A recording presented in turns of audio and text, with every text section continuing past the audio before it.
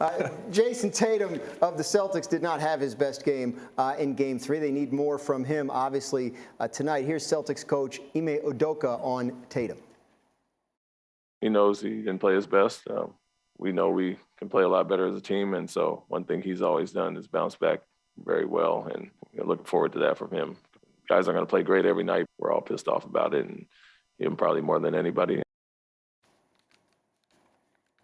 Thrilled to be joined now by Jalen Rose. Jalen, welcome to the show. Let's start right away by asking you, what do you need to see from Jayson Tatum tonight if you're Boston?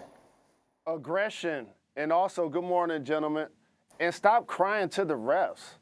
I saw it at the beginning of the game. The one thing about being in the arena, you can see all access. And the one thing I saw early from Tatum, he was looking back for calls.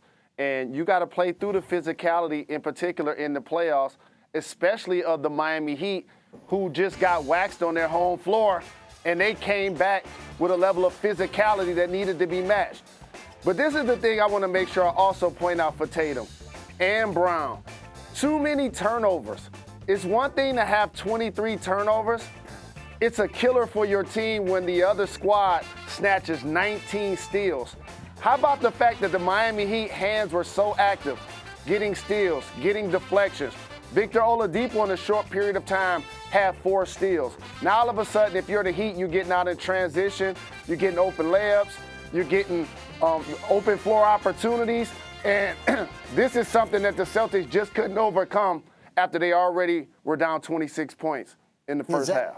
Zach, you made the point you were not as upset with Boston about the turnovers as you were complimentary of Miami for creating them, right? Yeah, I mean, look, some of them were bad, and as Jalen said, I do think Miami needs transition points, both off misses and turnovers, to have any chance to win this series. They got them in Game 3. But yeah, there's always a tendency when a team loses and they have a lot of turnovers. Oh, we killed ourselves, we shot ourselves in the foot. Give Miami credit. Those steals don't happen by magic. They're not handing the ball to Victor Oladipo. He's taking it. And when you have a defense that switches a lot, takes away your number 1, number 2, number 3 options, makes you think, makes you overthink, turnovers happen.